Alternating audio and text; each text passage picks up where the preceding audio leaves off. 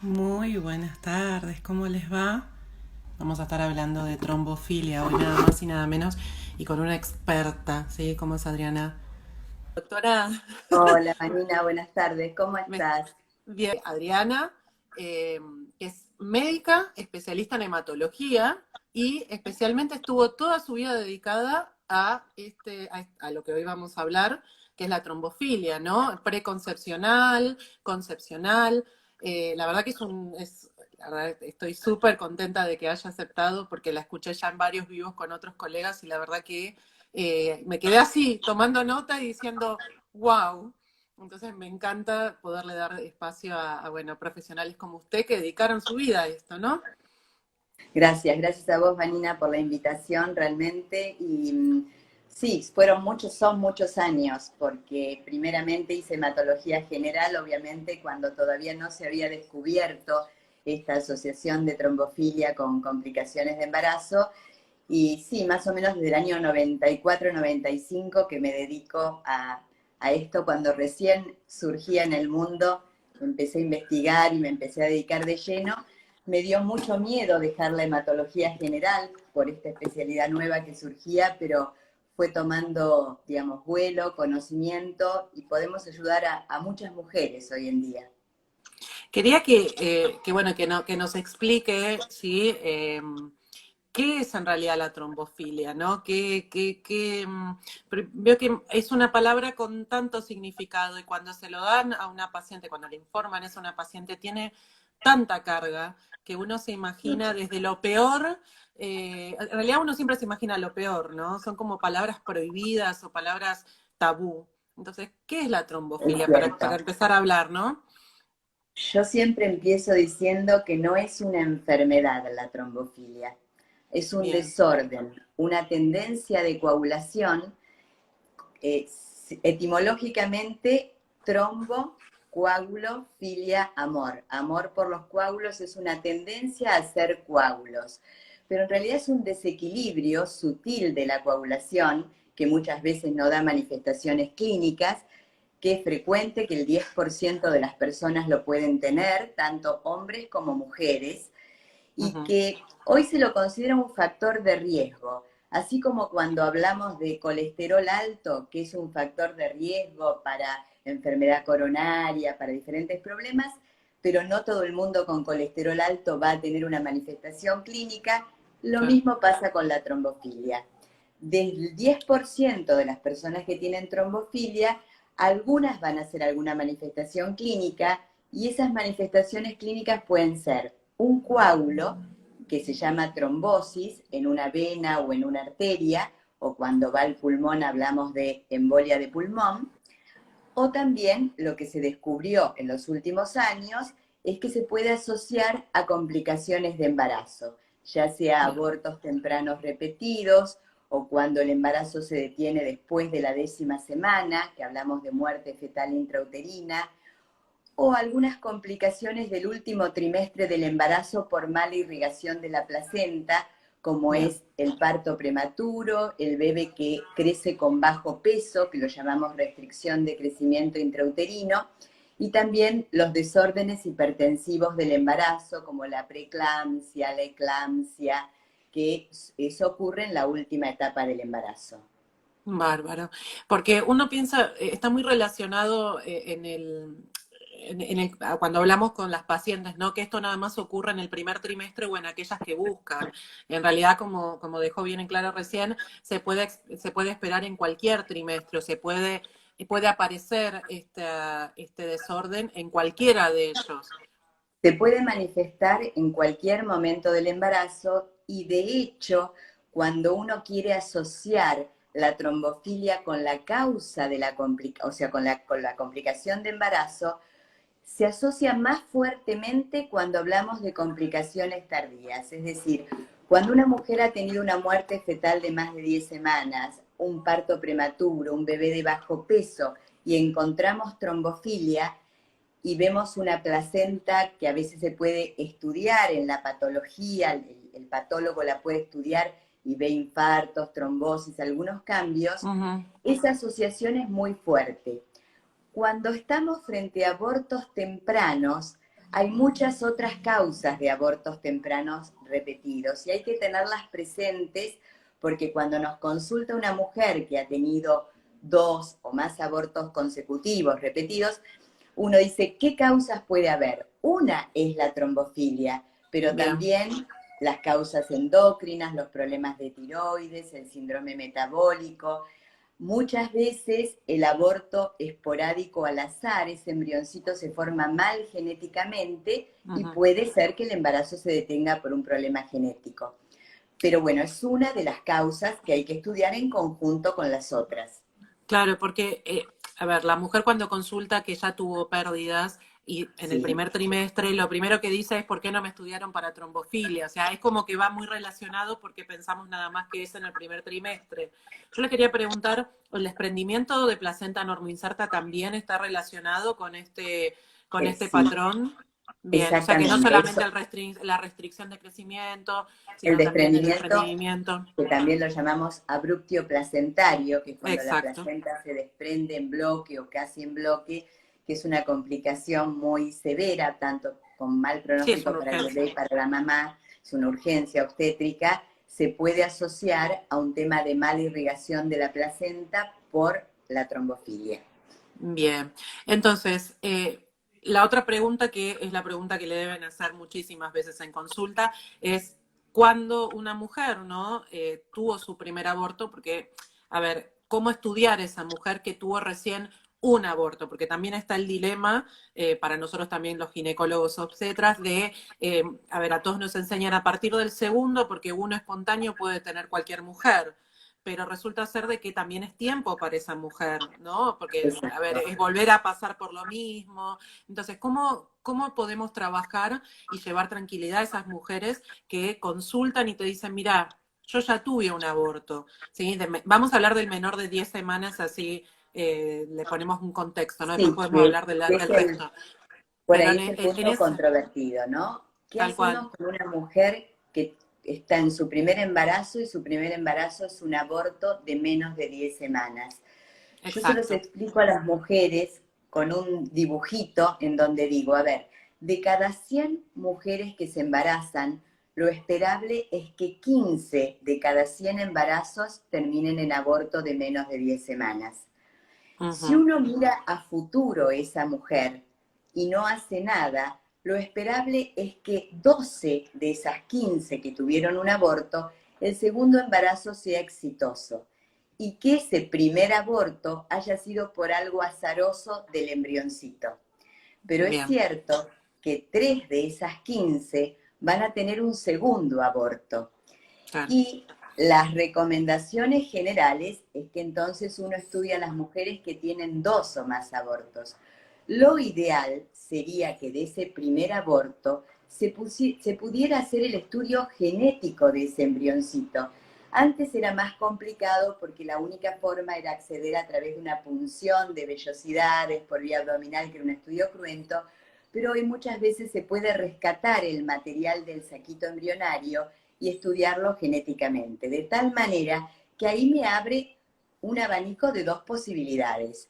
Si el aborto fue de causa genética, no voy a sospechar en principio trombofilia, pero si el genético del embrioncito fue normal, sí voy a estudiar trombofilia aunque haya tenido su primer aborto. También, cuando esto no se puede hacer, importa mucho el interrogatorio a esta paciente con un aborto.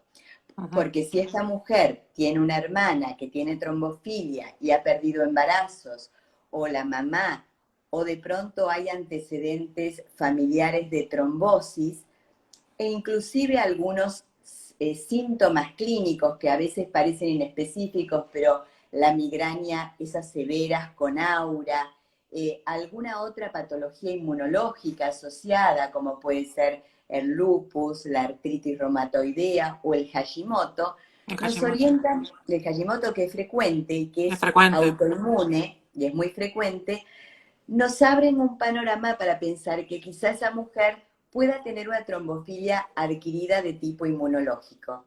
Y ahí podemos aprovechar a decir que hay de dos tipos trombofilia. Están las Bien, adquiridas y las hereditarias. Y dentro bien, de las adquiridas, las más frecuentes son las autoinmunes, que son los anticuerpos antifosfolipídicos, y que bien. son las que se relacionan más con complicaciones de embarazo, que está claramente demostrado que se asocia a abortos repetidos o estas complicaciones más tardías que mencionamos. Y después están las trombofilias hereditarias, que hay muchas con nombres raros, como la protrombina 2210, el factor 5 Leiden y otras, que todavía en el mundo a nivel científico se está discutiendo si se asocian o no a complicaciones de embarazo. En mi experiencia personal, yo estoy convencida de que sí, y De las que sigo sí. estudiando, y las estudio, sí. Están las más tradicionales y las menos tradicionales, pero creo que conviene tener un panel amplio de estudio de estas mujeres. Sí, acá están empezando a hacer comentarios. Si quieren, por supuesto, aprovechar más tarde, vamos a hacerle las preguntas a la doctora. Pero Sí, muchos casos de pacientes pasados los 35 años, casi 40, les podría decir, en donde empiezan a estudiarla y ahí encontramos lo que se llama SAF, ¿sí? Más conocido, exacto. que las mujeres muchas veces, por eso la pregunta, ¿no? De si hay que estudiar a la paciente en una primera pérdida, porque no es lo mismo una mujer que pierde un embarazo, es igual de doloroso, eso Es pongámoslo en igual. claro, ¿no? Pero no es lo mismo a los 30 años que después de los 40, porque pensemos Obvio. que no podemos decirle, bueno, te estudian el próximo y tenés 45 años, y en el próximo puede ser a los 46, a los 47, y las chances sabemos que va disminuyendo en una mujer por nuestra propia fisiología, o sea, nuestros propios óvulos, o sea, hay hay Un millones de montón. factores, ¿no? Entonces, ahí está el tema, en que no perder las esperanzas y consultar en esa primera pérdida, y poder tener esta posibilidad, ¿no? De estudiarse. Exacto, la posibilidad siempre está, y siempre diferenciamos. Una cosa es lo que dicen los libros, y Tal entonces cual. por ahí hay médicos que son más académicos y van a esperar la segunda, antes era la tercera pérdida, pero la posibilidad de la paciente que ante una pérdida, una consulta, un buen interrogatorio y decidir de común acuerdo si estudiamos.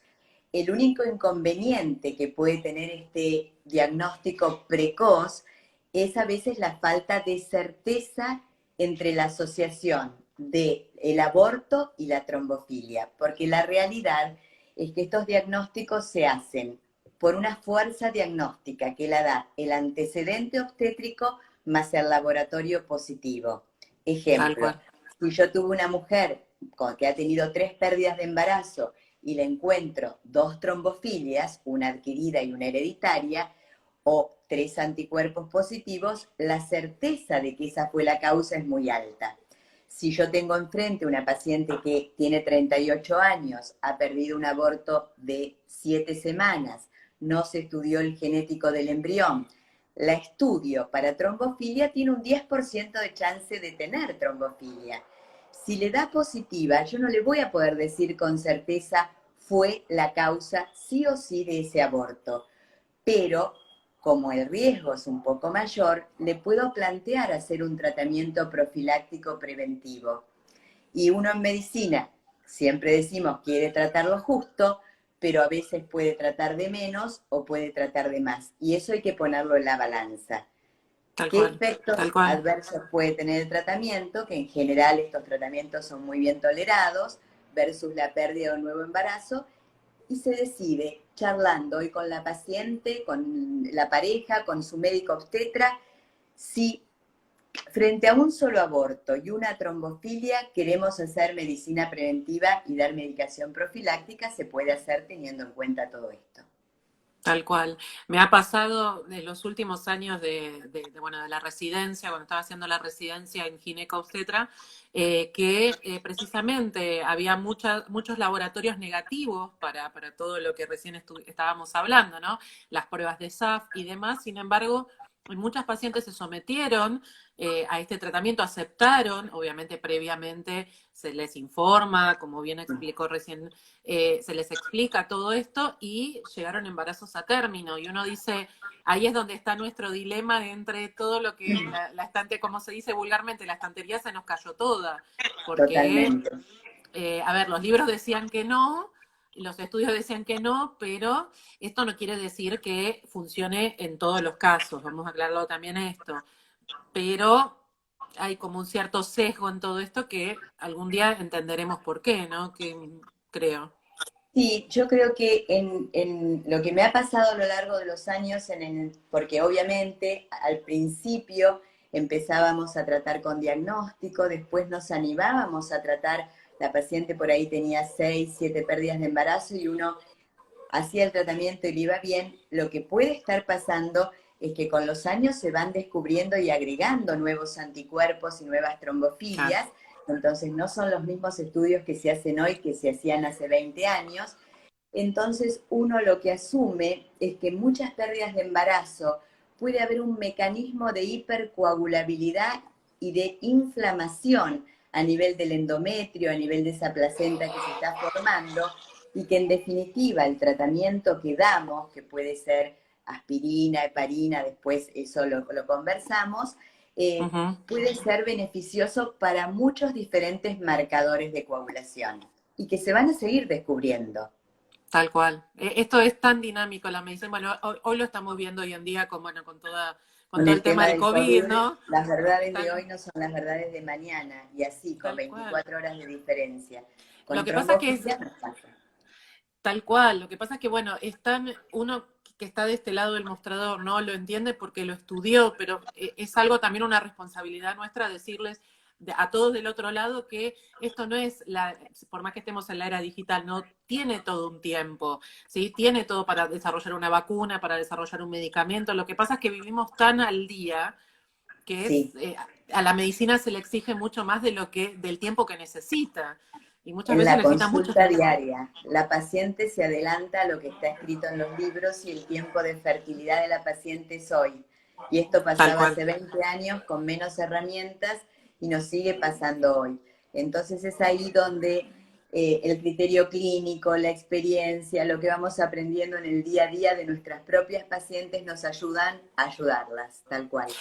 Tal cual. Entonces, hablamos del primer trimestre. Vayamos a lo que es el segundo trimestre, que son Sí, las urgencias obstétricas que vemos, ¿sí? Que son todo lo que es pérdida hemática, que empiezan con pérdida hemática, que puede ser un desprendimiento, pueden ser lo que llamamos hemorragias de la segunda mitad, ¿no?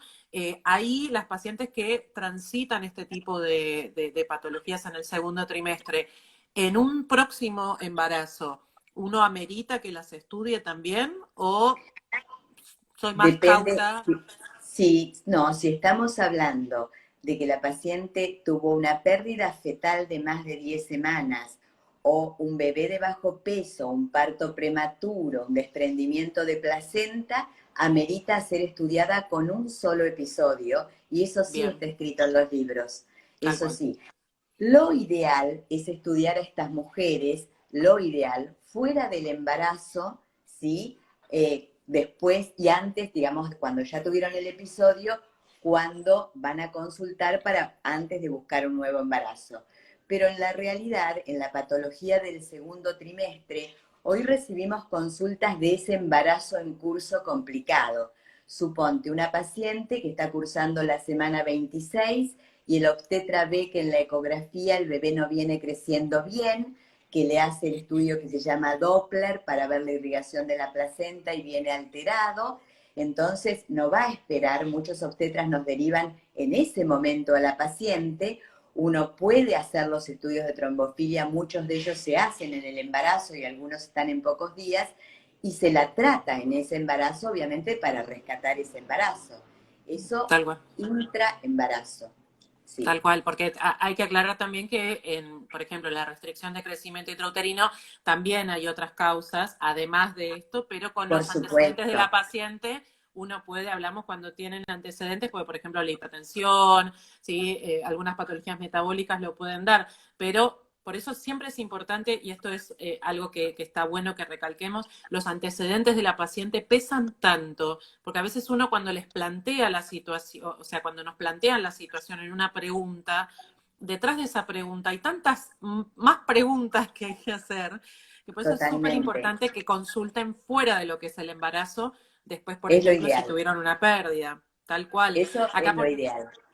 acá, por ejemplo, te voy leyendo un par de preguntas, así vamos Por favor. mechando, que en realidad dice, mi nuera perdió su embarazo a las 30 semanas, hace 50 días, y si se puede hacer el estudio de trombofilia. Lamentamos mucho la pérdida, obviamente, Sí, pero bueno, buenísimo. hay un tiempo después de, o sea, después de la pérdida, ¿cuándo recomienda que vuelvan a la consulta o que consulten, por ejemplo, por trombofilia? ¿Cuándo sería lo ideal?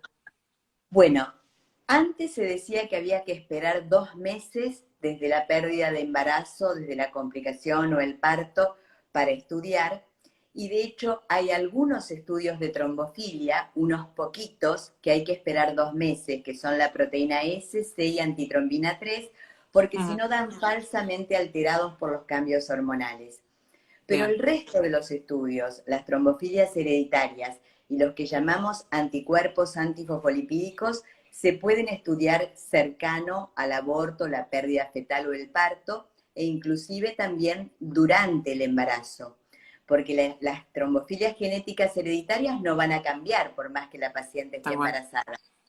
Los anticuerpos antifosfolipídicos a veces son traicioneros y una mujer tuvo el antecedente claro clínico, por ejemplo, 3 pérdidas de embarazo, la estudiamos fuera del embarazo, le dan negativos y se pueden positivizar dentro del embarazo porque son fluctuantes y a Claro. veces se despiertan con los cambios hormonales. Por eso tampoco nos quedamos tranquilos con un solo estudio negativo. Si hay un antecedente claro, volvemos a estudiar a los meses si la paciente no está embarazada o la volvemos a estudiar una vez ni bien se embaraza para ver si se despertaron esos anticuerpos. Bien, para desmitificarlo, ¿no? No tiene nada que ver si la paciente está amamantando, en el caso de que ese bebé nació con restricción de crecimiento intrauterino y está amamantando, no lo altera, ni tampoco si No, ese bebé nació, y en realidad si falleció intraútero, ¿no? Y la mamá retoma, por ejemplo, después, o sea, menstrua nuevamente, no son limitantes para estudiarlo. Para también desmitificar esto, pues muchos dicen, bueno, tengo que esperar a volver a menstruar para hacer eso. Y no es sí, así. no, no, para todos los que mencioné, no, salvo para esos tres que Tal son los cual. menos frecuentes, lo repito, proteína S, C y antitrombina 3, que esos se modifican con las hormonas, los otros no, se pueden estudiar. Perfecto. Acá le mandan un saludo, dice, gracias a usted, tengo el diagnóstico NAA Campuzano y a mi hermano Facundo, ya que mi mamá realizó tratamiento por trombofilia. Mira qué importante y Mira, te mandan un les saludo. mandamos un beso grande. Eh, a ver, que ahí dice, después de una cesárea, ¿en cuánto tiempo puedo volver a quedar embarazada? Supongo que hablará después de la pérdida, bueno, en cada caso es distinto, pero bueno, siempre se recomienda tener un periodo intergenésico mínimo de 18 meses, ¿sí? Para volver, más que nada por la cirugía en sí, ¿no? Para la recuperación de la Exacto, cirugía, eso ¿sí? es la Las guías hoy por recomendación del hoy. obstetra. Exacto, son de 12 hasta 18 meses entre embarazo y embarazo. Sí. Acá le preguntan hasta qué edad una mejor, no, una mejor puede transitar el embarazo con SAF. En realidad, ¿Hasta qué edad edad? materna debe ser, edad Edad materna debe materna. ser. Bueno, en realidad, cuando el SAF está bien tratado, tiene una buena evolución a los 25, a los 35 o a los 45. Es decir, la edad no modifica la evolución del SAF. Lo que hay que tener presente es que con el avance de la edad se pueden agregar algunas Claro. complicaciones como la diabetes gestacional o la preeclampsia, pero que no están tan directamente relacionadas con la trombofilia, pero de hecho tenemos pacientes grandes que buscan embarazo por ovodonación Ujú. y muy grandes y que han evolucionado muy favorablemente. Sí, pero La también edad hay que no es un decir, limitante. tal cual, uno, a ver, en medicina uno siempre se guía por estadísticas, pero no quiere decir que la diabetes gestacional y la hipertensión no la vaya a tener una mujer de 21 o 22 años Tal embarazada, o cual. sea, eso hay que tenerlo en cuenta, porque muchas veces dicen, no, bueno, como yo tengo 21 años, y cuando quizás le das el diagnóstico de diabetes gestacional, te dicen, pero yo tengo 21 años, no está relacionado No simplemente está con la relacionado. edad, Está eso también bien. hay que decirlo. Y Eh, no, sí, discúlpame. Lo otro no, por favor. que sí a tener en cuenta con la edad es el pronóstico. Si uno dice, bueno, Tal cual. vamos a poner el ejemplo de una mujer que tiene el síndrome antifosfolipídico, el SAF, que es el más conocido. y ha tenido 2, 3 o 5 pérdidas de embarazo. Si le damos el tratamiento correcto, adecuado, que en este caso es aspirina y heparina, la primera línea de tratamiento, la probabilidad global de bebé en casa es 85%. Siempre va a haber una probabilidad de aborto, que globalmente es 15%, debido muchas veces en la mitad de los casos a algo del embrioncito genético, que el tratamiento no lo va a variar. Y eso sí se modifica con la edad. Entonces, si la paciente tiene menos de 35 años, la probabilidad de bebé en casa con tratamiento es 94%. Si la paciente tiene entre 40 y 45 años con óvulos propios, la probabilidad de bebé en casa será 70%, porque hay un riesgo de 30% de aborto, pero ya relacionado con la calidad ovocitaria, no con el SAF. Perfecto. Mirá los números que estás diciendo, porque 90% es, a ver, existe el 10, pero no es 40 ni 50. Es muy alto. Acá, fíjate que hay otro ejemplo de una chica que dice, primer embarazo preeclampsia severa, con desprendimiento de placenta, segundo embarazo con aborto de 8 semanas, esperando resultados de trombofilia, pero me da terror que dé positivo. A ver, sí, obviamente que da miedo, pero da miedo el resultado, pero en realidad si encontramos si encuentran en realidad, mira, ya me monté al caballo, Está muy bien. si encuentran esa razón, ¿Sabes uno algo? puede estudiarlo. Yo siempre les digo a las pacientes, por eso hay que demitificar la trombofilia, en que no hay que tenerle temor. La primera consulta, toda la ansiedad, pedimos los estudios, pasa un mes, viene la segunda consulta y ven mi cara de alegría. ¿Por qué? Cuando encontramos trombofilia, yo les digo que nos ponemos contentos porque encontramos una causa que puede explicar lo que pasó. Nos ayuda a saber qué pasó, ayuda a elaborar el duelo, que a veces es algo muy doloroso lo que ha pasado, y pararse a futuro con un tratamiento con buen pronóstico. Está bueno tener un diagnóstico. En cualquier enfermedad está bueno saber qué le pasa a uno para saber qué herramientas tiene y luchar contra eso con nombre y apellido. Yo creo que le da una fortaleza, pero ese temor en esa consulta de devolución lo transformamos en fortaleza, porque les empezamos a dar herramientas y este pronóstico que hacemos con las flechitas, que decimos 85% de bebé en casa, 15% de aborto, la probabilidad es alta, menos de 10% de complicación vascular placentaria tardía, equipara la probabilidad de esa mujer a cualquier mujer que no tiene trombofilia cuando está bien tratada. Tal cual. No hay peor miedo para el médico no saber contra qué está luchando. La verdad que es Para para el que lo paciente. sepa. Para el paciente, primero y principal, todo lo que eso significa, pero para que sepan que de este lado no tener nombre y apellido y estar a ciegas es muy difícil. Entonces, es como dice la doctora, tener el nombre y apellido es saber contra qué estás luchando y poder cara a cara decir, bueno, tengo todas estas herramientas, así que vamos, no,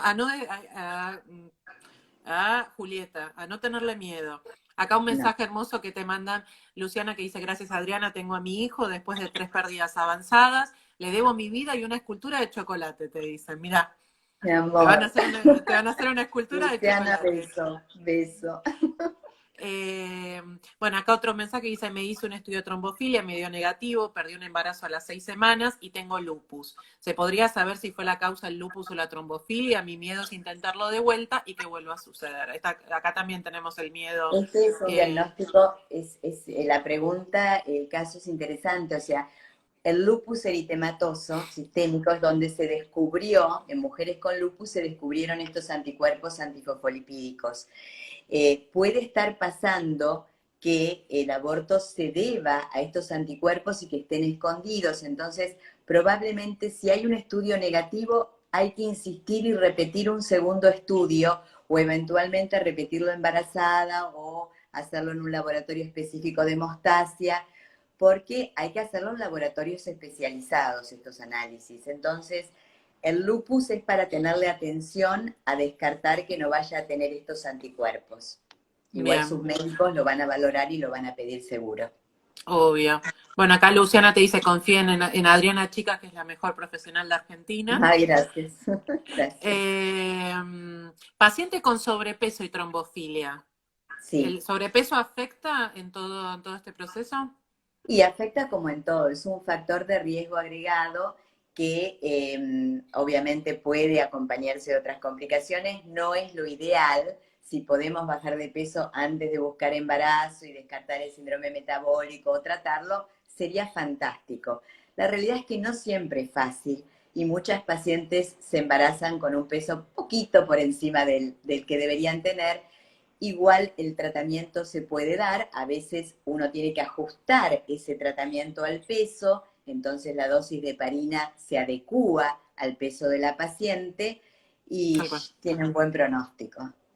también. Es decir, es saludable, digamos, que uno cuando hace la planificación familiar es uno de los puntos que uno está más metiendo el dedo en la llaga, digamos, porque a nadie Sí, le gusta. Pero bueno, lo cierto es esto, pero quería la aprovechar y realidad, preguntarte, es la realidad, ¿no? Pero es bueno, la realidad. más ahora en pandemia que bueno, me pasa que bueno, que siempre ya vienen atajando, desde que abren la puerta dicen, mira que estuve comiendo un poquitito más, ya. Mira, me pasa en la consulta del test positivo ahora siempre, pero en pandemia más, que todos cocinamos más pan y comemos más, muchos subimos de peso, vienen con el test positivo, yo estoy haciendo consultas online, me dicen el test positivo y yo tengo que preguntarle siempre cuánto pesas en cada consulta, el peso es Claro. importante por la dosis del tratamiento. Y ya se atajan, lo peor que puedo hacer es retarlas. Ahí, bueno, nos vamos a cuidar a partir de ahora, pero tampoco podemos pretender que bajen de peso una vez que están embarazadas. Tratamos de que lo controlen.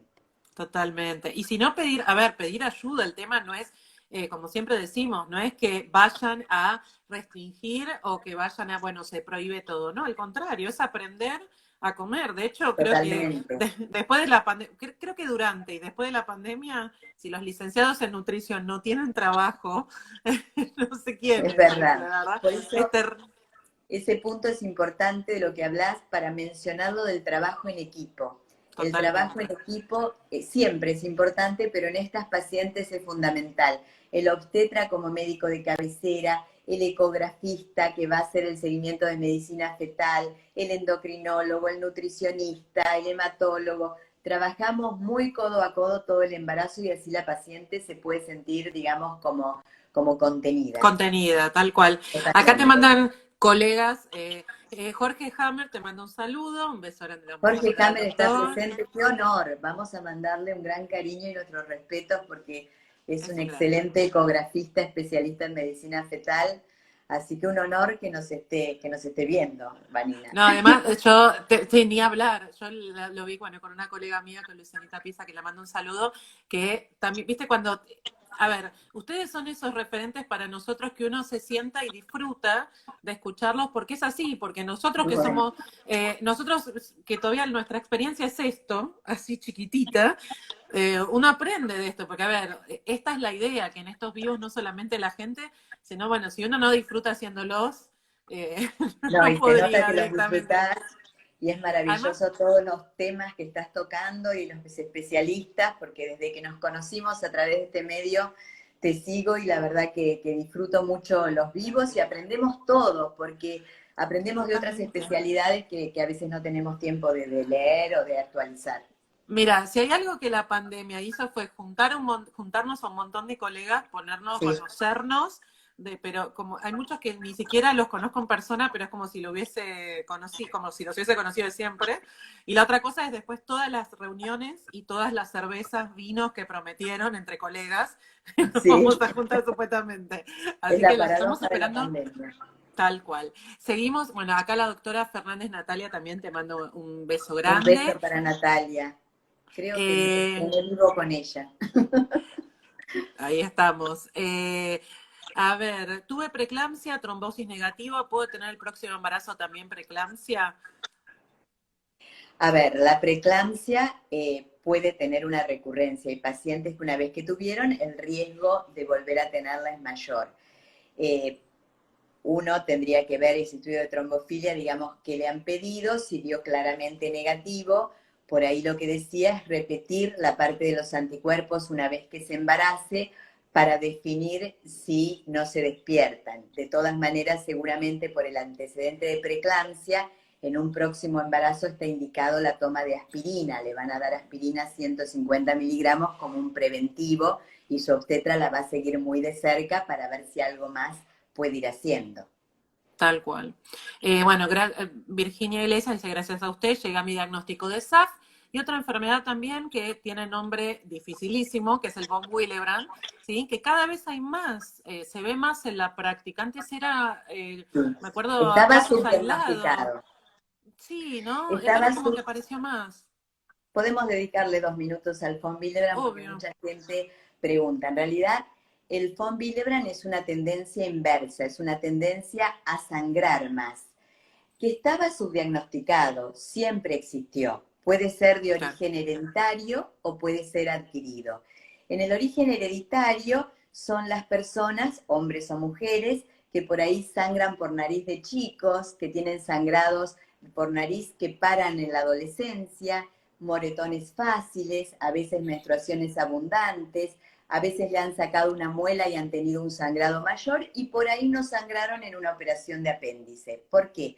Todo lo que es por arranque tiende a sangrar más y las cirugías que se sutura por plano no tienden a sangrar. Y estas personas que tienen von Willebrand son laboratorios muy específicos los que hay que pedir para diagnosticarlo. Por eso estaba subdiagnosticado y ahora se llega más al diagnóstico. Bien. Lo que tienen que hacer, no hay cura, pero tienen que evitar la toma de aspirina y antiinflamatorios, sí pueden tomar paracetamol, y existe una medicación que se llama desmopresina, que uno sabe que la tiene que usar antes de un parto, antes de una cirugía, de una extracción molar.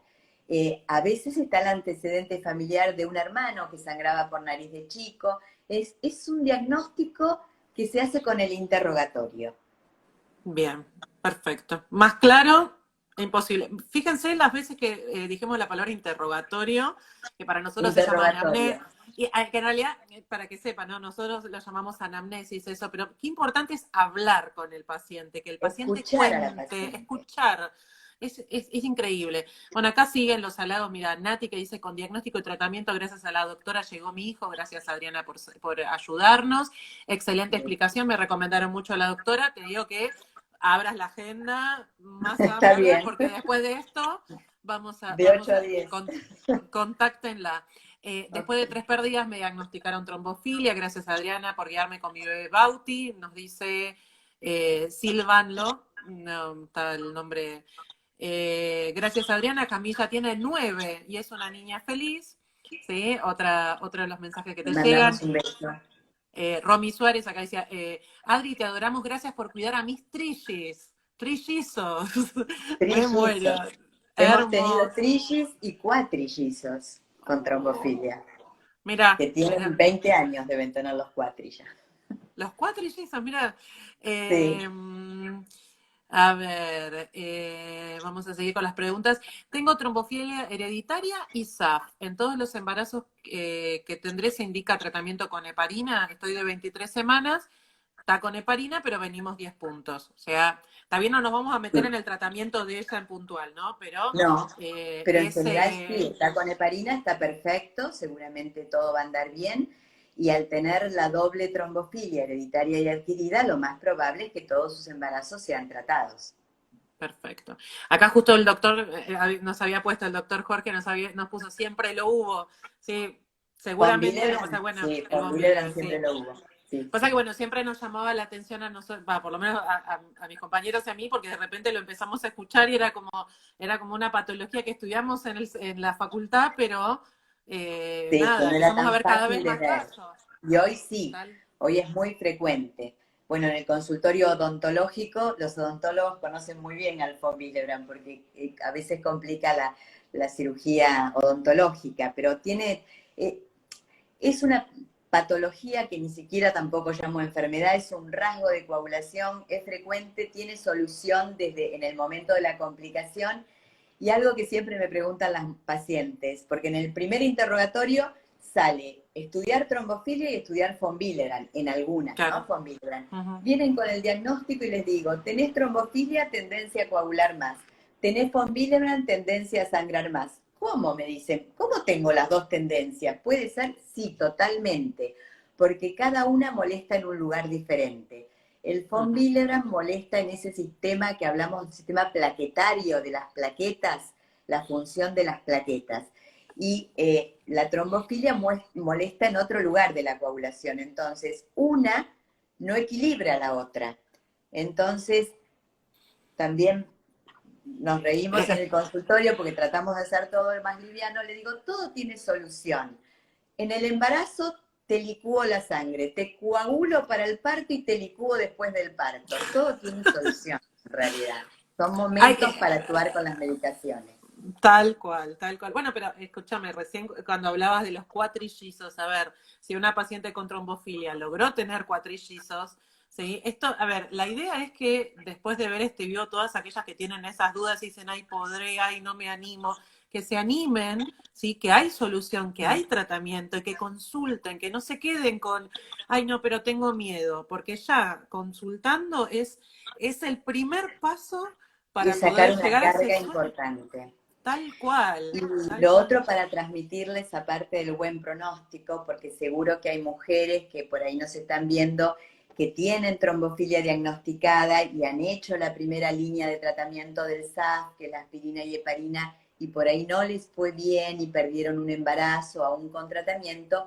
Hay que saber que a ese pequeño porcentaje que no les va bien con el tratamiento de primera línea, por suerte hoy existen tratamientos de segunda y tercera línea para el SAF que están teniendo excelente pronóstico, como puede ser la hidroxicloroquina, la gamma-globulina.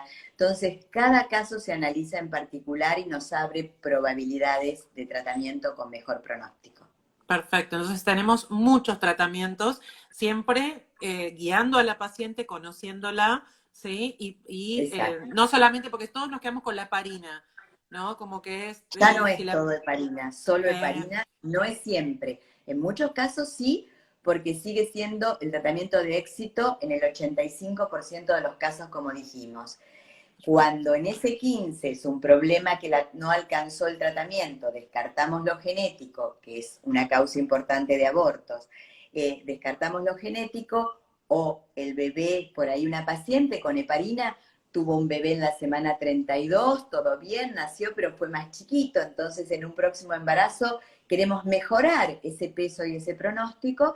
A esa paciente la llamamos refractaria o no respondedora y vamos a planear un tratamiento un poquito más intensivo.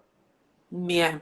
Acá estaban preguntando si la trombofilia hereditaria puede causar falla de implantación. Ay, qué Eh, controvertido. ahí Esa es, pregunta tiene grieta, la respuesta tiene grieta, porque después de que se asociaron a las trombofilias en general con pérdidas de embarazo y complicaciones de embarazo, en algunos países empezamos a estudiar la trombofilia en fallas de implantación. Yo empecé en el año 96 en el Instituto Alitus a estudiarlo. Y veíamos que las mujeres que tenían fallas de implantación con transferencia de embriones de buena calidad tenían una prevalencia, un porcentaje de trombofilia muy parecido al de a las mujeres con aborto temprano repetido. Y empezamos a hacer nuestra experiencia, eso está publicado en la revista Medicina en el año 2000, nuestra experiencia de tratar con heparina preconcepcional acompañando los in vitro. Después en el mundo fue una ola de que muchos países empezó a estudiar tanto la trombofilia adquirida como la hereditaria, y hoy una revisión, viste, las revisiones sistemáticas o metaanálisis que se hacen, bueno, las review. claro, exacto. Tiene tantos estudios a favor como en contra. Suponete, hay 12 Mira. estudios hechos en el mundo que dicen que la trombofilia se asocia con fallas de implantación y 11 que no. Y después, cuando esos estudios evalúan qué pasó con la heparina acompañando el in vitro, hay estudios que dicen que sí, que favoreció el logro de embarazo y otros que no. Si vos me preguntás mi experiencia personal, que empecé con esto hace tantos años, desde lo personal creo que puede ser un factor adverso que afecte la receptividad del endometrio y que no le dé el marco adecuado al embrioncito. Por ahí el doctor Jorge Hammer ahora me hace un comentario, porque él todavía no lo convencí, pero no importa, no importa. Bueno, a ver, lo Pero que pasa es que cuando en medicina es 50 y 50 hay que pelearla y no es en mi que, a ver, experiencia no es que es vienen 80 y 20. pacientes.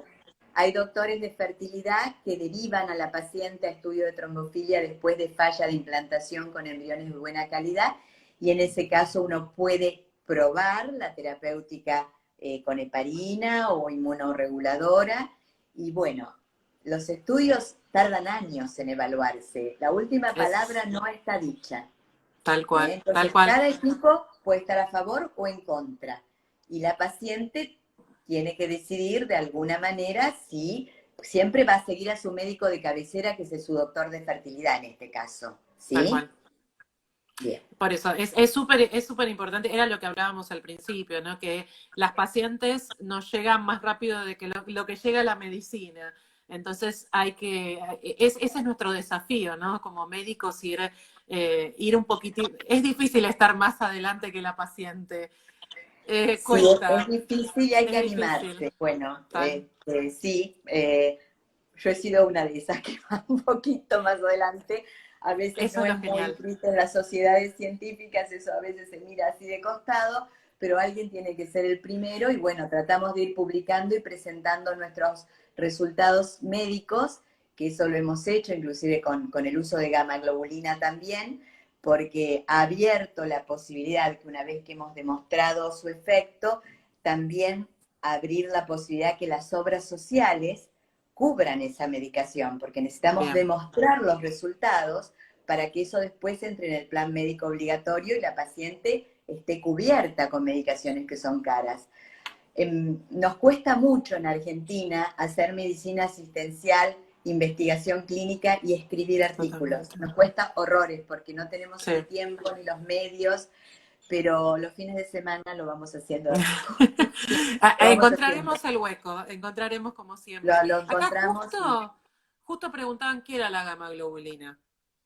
La gamma globulina es un hemoderivado que se saca de plasma humano, son anticuerpos, todos producimos anticuerpos contra distintas cosas, virus, bacterias, y tenemos nuestro propio panel de anticuerpos en nuestra sangre. Si a mí me sacan sangre, me extraen el plasma y de ese plasma aíslan la gamma globulina, esa gamma globulina va a ser una gamma globulina como polivalente, dirigida contra un Ujú. montón de cosas, no específica. En mujeres que tienen problemas autoinmunes, como es el SAF, cuando tienen un componente inflamatorio importante y no responden a la heparina, el pasarle la gamma globulina que viene en frasquitos genera un efecto anticuerpo versus anticuerpo, que en medicina llamamos idiotipo-antidiotipo. Es como que un soldadito prestado bloquea al soldadito del ejército rebelde, porque a ver, el SAF, el síndrome antifosfolipídico, ¿qué es lo que nos pasa como en tantas enfermedades autoinmunes? Nuestro sistema inmunológico produce anticuerpos normalmente de defensas contra cosas externas, pero a Tal cual. veces la inmunidad se desbarajusta y uno empieza a producir anticuerpos contra algo propio. Contra la tiroides será el Hashimoto, contra los fosfolípidos el SAF. Entonces, si mis anticuerpos rebeldes no los logro controlar con la heparina, con hidroxicloroquina, puedo dar un soldadito prestado a través de una infusión que se hace por suero una vez por mes, digamos por vena, y eso logra bloquear al anticuerpo rebelde. Es más complejo porque ejerce efectos inmunomoduladores a un montón de niveles, pero así la paciente lo entiende. Cuando yo les explico los tratamientos del SAF, les digo, tenés un anticuerpo que da una tendencia a sangre espesa. Esa sangre espesa afecta la irrigación de la placenta. Te doy aspirina y heparina que actúa como un destapacañerías Está y padre, mejora la claro. irrigación. Si eso no alcanza, está la hidroxicloroquina, que uno de los efectos que tiene es remover los anticuerpos de un anticoagulante que hay en la placenta, que es la anexina. Entonces, el anticuerpo malo se pega a la anexina, no lo deja actuar. La hidroxicloroquina lo desplaza y deja actuar al local. Y si eso no alcanza, te doy gamma globulina y bloqueamos el anticuerpo en la sangre.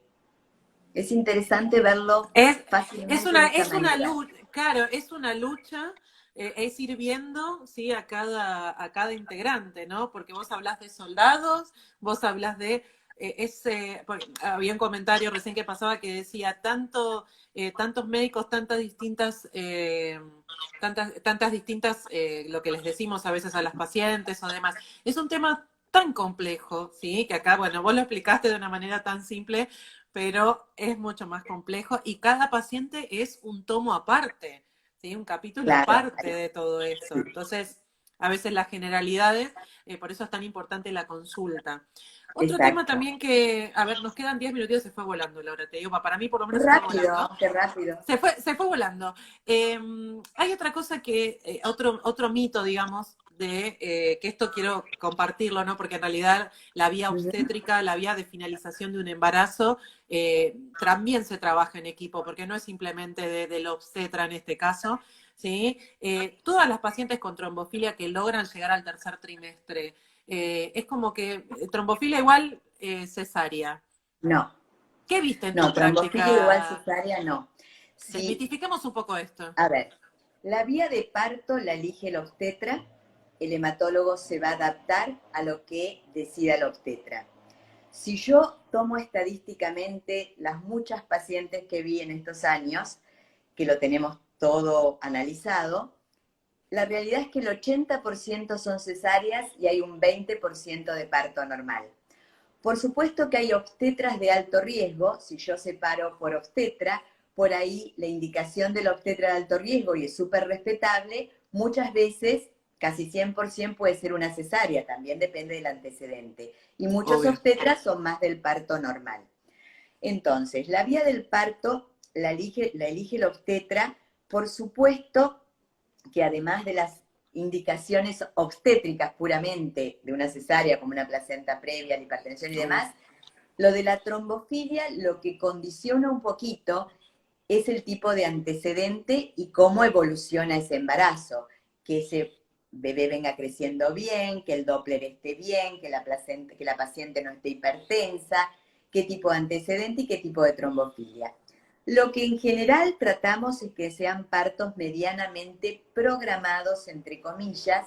Tratamos de no llegar a la semana 40. Si todo Bien, viene bien, el criterio del obstetra es finalizarlo entre la 37 y la 39. Y cada obstetra bien, tiene su fecha preferida.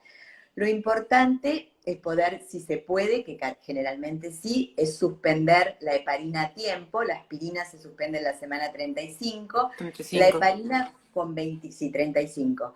La heparina se suspende entre 24 y 48 horas antes, depende la dosis, por el tema de la anestesia peridural o raquídea, porque uno quiere que esa mamá además disfrute ese parto. Entonces, si es parto normal o cesárea, que la mamá tenga una anestesia peridural o raquídea, y necesitamos un cierto tiempo desde la última heparina aplicada para poder hacerla. Que ese Bárbaro. tiempo mínimo pueden ser cuando la paciente está con la medicación que se llama enoxaparina, la heparina que usamos, que es la habitual, 40 miligramos, que es la dosis profiláctica, con 12 horas después de aplicada se puede hacer la anestesia. Y si está con más 60 o más, necesitamos 24 horas. Si Bien. el parto se da porque se da y es un parto normal, en el peor de los casos era un parto al modo de la abuela, como les digo yo, sin anestesia. En general, Claro. si no dio tiempo a frenarlo, tampoco fue tan grave, tan doloroso, ¿no? Bueno, no sé, Bueno, no tuve pero siempre cesárea. está, no, sí, yo también tuve cesárea, pero bueno, para colmo, los estados hipertensivos. Uno en casa raro cuchillo de palo, siempre es así, Sí, no no, hay otra. total, total, No hay así. otra. Pero hablando precisamente, aprovechando estos últimos 5 minutos del puerperio, porque hablamos mucho del embarazo, ¿no? Sí, ¿Y qué pasa en el puerperio? O sea, esa mamá que estuvo heparinizada todo el embarazo o que requirió de otra medicación. ¿Qué tenemos que tener en cuenta? ¿Sí? Sobre mucho todo cuidado, en el posterior. puerperio. Porque dijimos que la trombofilia es un factor de riesgo para trombosis, para coágulos. Y Bien, durante el embarazo y el puerperio, que son los 45 días posparto, ese riesgo está bastante aumentado en la mujer. en general en cualquier embarazada con respecto a la no embarazada. Si tiene trombofilia, ese riesgo es mayor, entonces tiene que prevenir la trombosis posparto aplicándose heparina, lo que llamamos tromboprofilaxis posparto, que en general es una sola dosis por día que se empieza 12 horas después del parto y el tiempo que se mantiene va a ser variable, lo va a indicar su hematólogo. Puede ser de 1 semana a 6 semanas, depende del antecedente y el tipo de trombofilia. Perfecto. Es importante porque muchas veces nos olvidamos de esa parte, digamos, de la parte del puerperio, y es importantísimo. Y me Porque tengo que seguir pinchando, Sí, cuidábamos antes a vos y a tu bebé, vos sos más que un envase, tenemos que cuidarte también, por favor, no te vayas a hacer una trombosis. Ok. Acá no sé si más que nada en tu experiencia, ¿no? Ahora que con el tema del parto vaginal después de cesárea, en una mamá con estos antecedentes que tuvo una cesárea, ¿no? Con estos antecedentes, ¿se recomienda un segundo embarazo que se pueda hacer por parto vaginal? ¿O ustedes son más precavidos? Obstétrico. Bien, no tiene nada que ver con... Está bien, no tiene nada que ver con hematología. Claro, porque depende el tiempo que pasó desde la cesárea, cómo está el segmento, la cicatriz. Perfecto. Eso lo va a decidir el obstetra. Yo me voy a adaptar. Perfecto. Más que nada porque viste que hay mucha controversia con ese tema, ¿sí? Y quiero escuchar a alguien que me diga, sí, trabajamos en equipo, porque viste, muchas veces es como... Trabajamos en equipo. Hay que diferenciar muy bien los terrenos porque es importante. Si bien el hematólogo que hace embarazo ve las ecografías, ve los Doppler, por supuesto, y muchas veces los pedimos nosotros, pero tenemos que valorarlo por el tema del tratamiento. No olvidamos que el médico de cabecera es el obstetra y nosotros somos un apoyo. De bolsillo, porque nos llama en cualquier momento, pero bueno, está muy bien. No hay nada mejor. Hay especialidades que hay que tener de bolsillo. El hematólogo, el endocrinólogo, el especialista en imágenes. Yo la verdad que tener un especialista en imágenes en obstetricia es un golazo. Y después empezar a tener todas las especialidades, porque es súper difícil, porque no sé por qué nos cuesta tanto laburar en equipo. Es tan lindo cuando... A mí me gusta, lo he logrado, lo he logrado. Esperemos con especialista, una maravilla. A la doctora, este vivo va a quedar guardado, y está haciendo consultas online, así que le pueden, tienen que mandarte el privado. ¿Cómo pueden hacer? Exacto. Sí, en privado, Mandan el mensaje privado, sígala a la doctora. Y bueno, un beso enorme, Adriana. Gracias. Simplemente gracias. Y gracias por tu trabajo. A todos los que concurrieron. Y muchas besos.